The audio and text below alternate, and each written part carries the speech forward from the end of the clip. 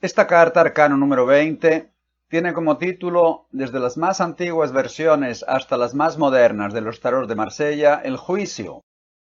Continúa con ese nombre en los tarots de White, cósmico y experimental. En el tarot egipcio se llama la resurrección en todas las ediciones. Mientras que en el Osho Zen Tarot su título es más allá de la ilusión, que es lo que mi nombre Vidpramat significa en sánscrito. Crowley le cambia el título y la llama el león, palabra que viene del griego aion, que significa gran espacio de tiempo o era. El león es una unidad de tiempo que se usa, por ejemplo, en la geología. Esta es la carta número 20, que por reducción es un 2. Este número 20 era muy importante en la tradición maya. Representa al dios solar y también al ser humano con sus 20 dedos. En el calendario religioso maya de 360 días, sus 18 meses son de 20 días. Tanto en el tarot de Marsella como en el de White, la carta muestra la resurrección de los muertos, uno de los dogmas de fe de la religión católica, vinculando de nuevo el tarot a esta doctrina. El juicio, título de este arcano, viene inmediatamente después de la resurrección de los muertos.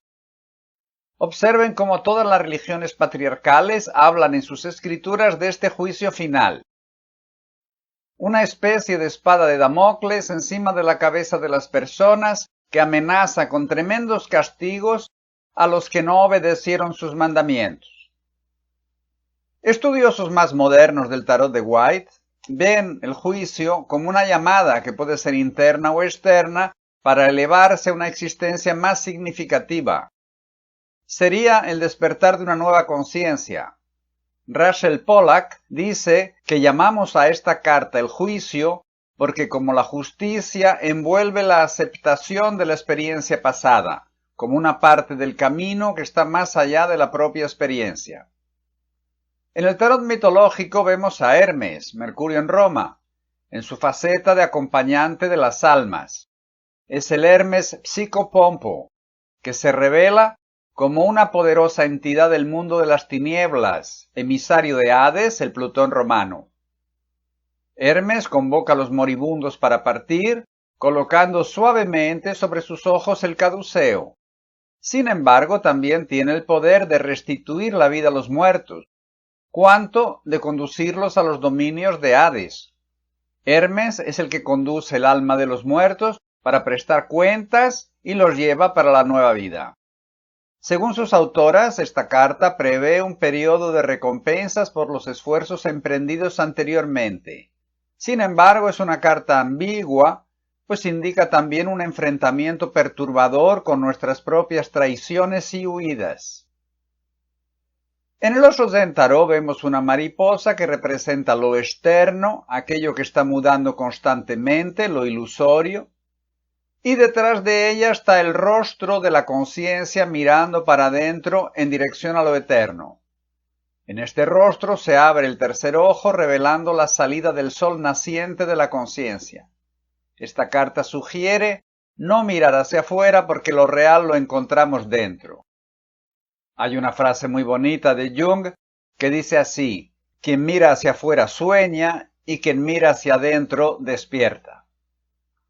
Este arcano se había impregnado tanto de la doctrina católica que Crowley, buscando su esencia no contaminada por estos dogmas de fe, hizo con Frieda Harris una carta muy diferente. Según él, la carta antigua llamada el ángel o juicio final representaba un ángel o mensajero soplando una trompeta con la bandera del viejo eón o era de Osiris, la cruz. Se abrían los túmulos y los muertos se levantaban. El del centro forma con los codos y hombros la letra Shin atribuida al fuego. La carta representaba, por lo tanto, la destrucción del mundo por el fuego. Claro que Crowley no se refiere al mundo físico, sino a la destrucción de una vieja visión de mundo con sus creencias y rituales. Esta destrucción ya sucedió, según Crowley, en 1904, cuando el dios del fuego Horus asume el lugar del dios del aire Osiris. de manera que la antigua carta del juicio final ya no tiene razón para continuar presente en el tarot. Todos los elementos que aparecen en la nueva carta de Crowley están inspirados en unos acontecimientos que le sucedieron a él y a su esposa Rosie Kelly, que de esotérica no tenía nada, en 1904, cuando estaban en plena luna de miel en el Cairo. Crowley cuenta en sus memorias que una noche Rosie soñó con una figura humana con cabeza de pájaro que le dijo: «Vengan, tengo un mensaje para ustedes». Crowley comprobó que no fue un sueño, sino una aparición, y salieron a buscarlo. Claro que con esa cabeza de pájaro no podía ser otro sino Horus, cabeza de halcón, hijo de Isis y de Osiris. En la ciudad portuaria de Boulak, a unos 2 kilómetros del centro del Cairo, llegaron al antiguo museo egipcio y en una de sus salas, Rosie, apuntando para la estela de la revelación, donde vemos a Horus sentado, le dijo a Crowley: «Así fue exactamente como se me apareció ese personaje». Los museos suelen enumerar sus piezas. El número de la estela de la revelación era el 666, el número de la bestia del Apocalipsis, que era el nombre iniciático que Crowley usaba en aquella época. Así que alquilaron unos aposentos dentro del propio museo y los primeros días de abril de 1904, cuenta Crowley, que estando sentado en su escritorio se le apareció un ser de luz que se identificó, en perfecto inglés, británico of course, como Aiwass el mensajero, portador de 3 mensajes. Uno de Nuit, otro de Hadith, el principio masculino consorte de Nuit, y finalmente un tercero del propio Horus. Aiwass dictó los 3 mensajes para un atónito Crowley, que además era nombrado por dichas entidades como el profeta de la nueva era, la era de Horus, una era en que, según Nuit, el amor es la ley, el amor bajo la voluntad. Y cuando me refiero a la voluntad, es importante entender que no se trata de la voluntad del ego, de los caprichos de la mente, sino de la voluntad consciente, de la voluntad enraizada en la esencia, o como continúa Nuit, pues voluntad pura, desembarazada de propósito, libre de ansia de resultado, es la vía perfecta. Esto tiene un cierto paralelismo con el Wu Wei taoísta, la acción sin acción, el hacer sin hacer, que vimos en el arcano 14, el arcano del arte, apenas dejando que se manifieste lo que viene de dentro con el foco en el presente, en la acción y no en los resultados que están en el futuro. Una nueva era en que la única obligación que tiene el ser humano es hacer lo que realmente quiere, o en palabras de Nuit, tú no tienes derecho a no ser hacer tu voluntad.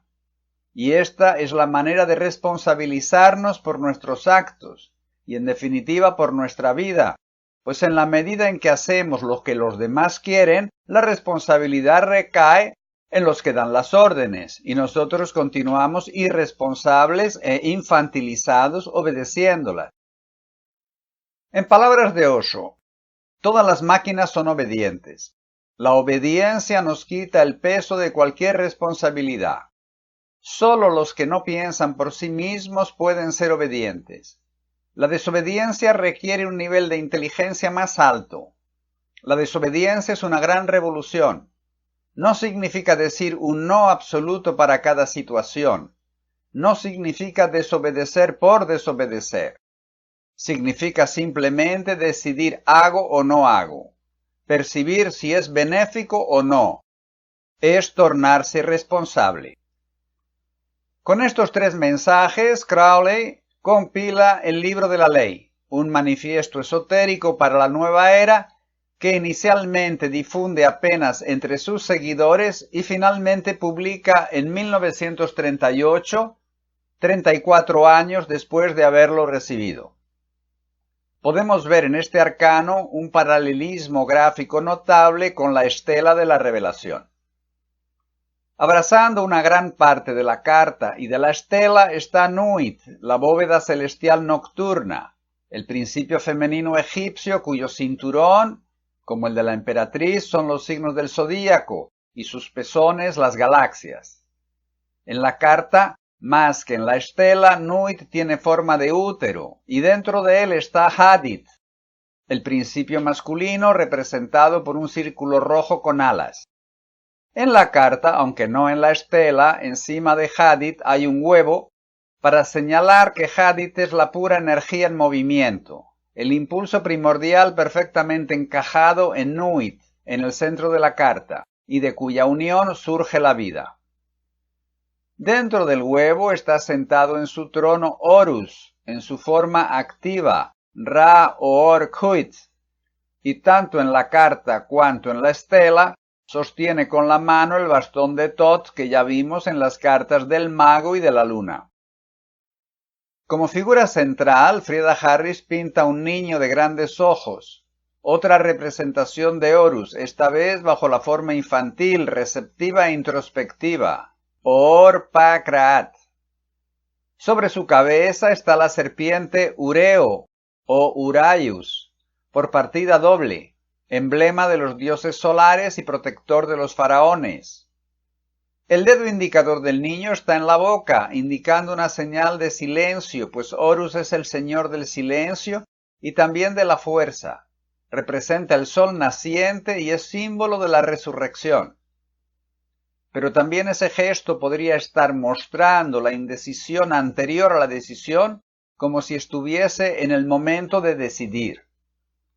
Según la tradición egipcia, el universo es un reflejo de los pensamientos de Horus, que estaría decidiendo cuál es el mundo que quiere gobernar. Esto puede ser entendido de dos maneras. La primera indica que existimos porque estamos siendo pensados por Horus, y otra, viendo Horus como la entidad o el principio aglutinador de nuestros pensamientos, como si fuera una forma de pensamiento colectiva. En la parte inferior de la carta está la letra Shin, que significa diente. Parece una flor con 3 yods, donde vemos embriones a punto de nacer. La letra hebrea Shin, 21ª letra de la secuencia, está atribuida a la 21ª carta, y siendo que la letra Shin se corresponde con el camino cabalístico número 31, que une y equilibra Malhuth con Od, el león se corresponderá también con este camino. Con el sonido de Shin, nuestra S, el principio creador habría hecho el elemento fuego. A partir de 1930, cuando se descubre el planeta Plutón, octava superior de Marte, podemos atribuir también Plutón a esta carta, que como el loco y el colgado tienen una doble atribución astrológica debido a que estas 3 cartas se corresponden con las 3 letras madres del alfabeto hebreo, Aleph, Mem y Shin, aire, agua y fuego. Detrás de Shin en azul se puede ver el signo de Libra, prenunciando el próximo eón o era de Capricornio Libra. Esta carta representa todo un conjunto de transformaciones que suceden en el cosmos cuando pasamos de una era para otra, de un eón para otro. Un antiguo orden caduco está siendo renovado por uno nuevo. Este es un proceso que puede tardar siglos. A nivel humano, esta carta se suele interpretar como una nueva conciencia que genera una renovación, un renacimiento. Ahora bien, si la conciencia y la luz ya venían en la carta anterior, el Sol, ¿para qué queremos una nueva conciencia? Por otro lado, eso de renacimiento, usted va a renacer, es demasiado vago. Por eso yo prefiero hablar de madurar. El león está entre el Sol, la conciencia, y el universo, Saturno. La aplicación práctica de dicha conciencia que lleva a realizaciones o concretizaciones materiales, trampolín para abrir un nuevo ciclo de vida. Ahora bien, quien puede estar impidiendo que esto suceda es nuestro lado inmaduro, carente, asustado e infantil, que algunos psicólogos llaman el niño herido. Cuando salimos de la infancia, una parte nuestra que no recibió amor, ni apoyo necesario para crecer, se quedó estancada, carente e insegura. Mientras que otro lado se tornó un adulto, a veces muy ocupado, que como no recibió tiene dificultad para dar. El niño herido, que nada tiene que ver con el niño no programado del loco, se muere de ganas de ser aceptado, reconocido y amado. y se muere de miedo de volver a pasar por las experiencias más dolorosas de su pasado. Es un personaje irresponsable, indeciso, carente, manipulador y frecuentemente rabioso, que en función de sus necesidades y miedos, sabotea al lado adulto en la expresión práctica de su conciencia. El adulto se da cuenta que hay que hacer determinada cosa y el niñito herido le pone la zancadilla y el adulto deja de hacer lo que se había dado cuenta que había que hacer. Otras veces el adulto se da cuenta que hay que dejar de hacer determinadas cosas y el niñito viene por detrás y le da un empujoncito y el adulto vuelve a hacer lo que se había dado cuenta que no debía hacer. Se toma la tercera caipirinha. La primera desinhibe, estimula y alegra el momento, pero la conciencia se mantiene. La segunda desinhibe más, estimula y alegra más, pero la conciencia empieza a parpadear. Y la tercera acaba con la conciencia y ahí viene la cuarta, la quinta y el coma alcohólico.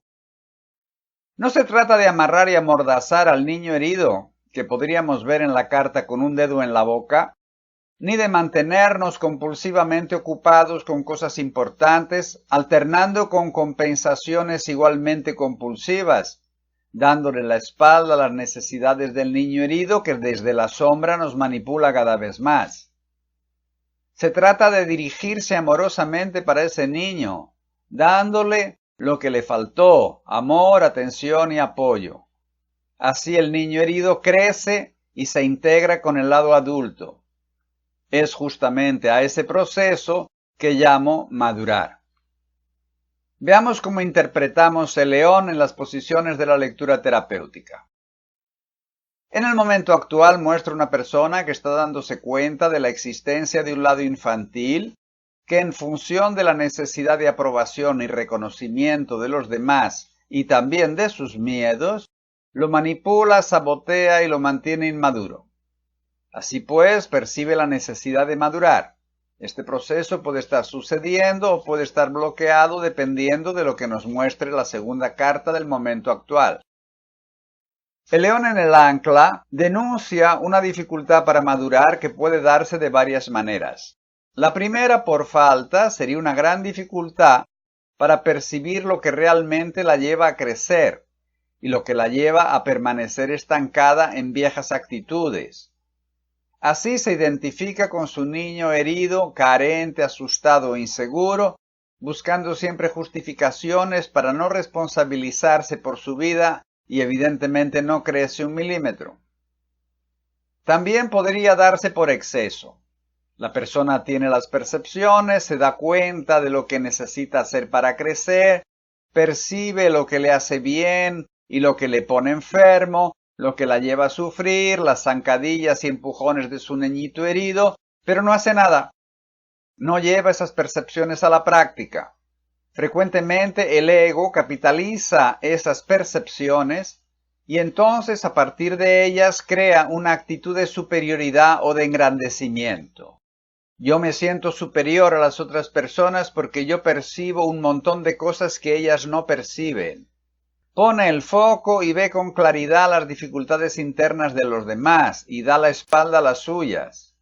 Incapaz de llevar su conciencia a la práctica, infla el ego y vive comparándose y criticando a los demás. En ambos casos, ese niño herido impide la evolución de la persona. En la infancia veríamos una contención por parte de la familia de los impulsos e iniciativas que el niño tiene en dirección a su autonomía e independencia. Puede ser un exceso de protección conjugado con un intento de que el niño se mantenga dependiente de sus padres que no lo dejan crecer. Sus padres querían un bebesote obediente y cualquier iniciativa de autoafirmación era criticada y reprimida. En otras palabras, el proceso natural de maduración fue impedido por la familia y generó conflictos y sufrimiento. En las relaciones amorosas puede mostrar una relación que ayuda a la persona a madurar, a tomar iniciativas a partir de su conciencia y percepciones, y así va saliendo de sus úteros. Esto puede darse de maneras diferentes. Si la relación está establecida encima de una conducta paterno-filial, en la medida en que esta persona rompe con esa actitud filial, la relación va a tener que pasar por una reformulación drástica. También puede mostrar una persona que busca seguridad y protección en la relación, interpretando un papel filial de niño bueno y obediente para dar satisfacción a su compañero o compañera y así garantizar su aceptación.